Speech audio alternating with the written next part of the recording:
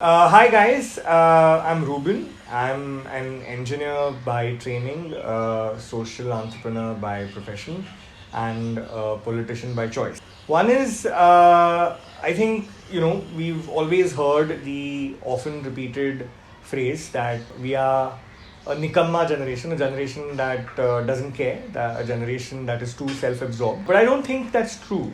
I think as young people, it's not that we don't care, we care so much that it hurts. But as young people, we all also want to engage ourselves in things that can basically result into something impactful. We don't want to waste our time. That's when you have politics and government, right? It looks very convoluted. Politics and government is simple.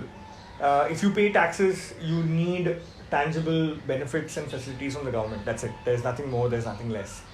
It is here that if we as young people don't question status quo, don't get the government to be accountable as far as public service delivery, don't look at the implementation of the constitution, then there is a huge problem. There is a big problem. So, being someone as someone who studied engineering and things like that, how did you think of taking time out and getting into all this? Because a very casual excuse I've heard so many times is that, oh, I don't have the time for this. I have to make a career for myself. I don't have the time to deal with it. No, so I think what started with my involvement with the youth group, where we would anyways indulge in acts of charity, what I realized was all of this is a band-aid approach to things. It is firefighting, it's important not to belittle these acts, but it's not a solution to the problem. It's just not sustainable over a period of time. So how is it that you would work to a lasting solution which is sustainable? How would you work towards something which is efficient? And then the answer to that is you work towards reforming or making the system more efficient of the organization of all organizations, which is the government.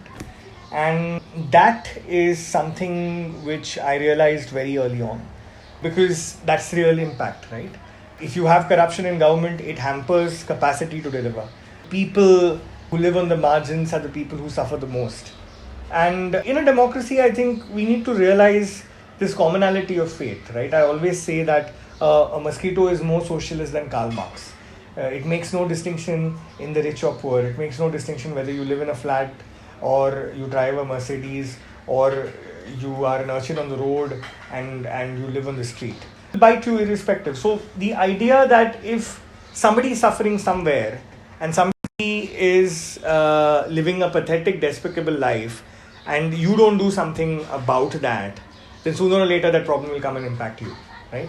And I think it's this understanding which propelled me towards activism. I started off by being an RTI activist. My first act, so I saw the RTI Act being drafted in Maharashtra.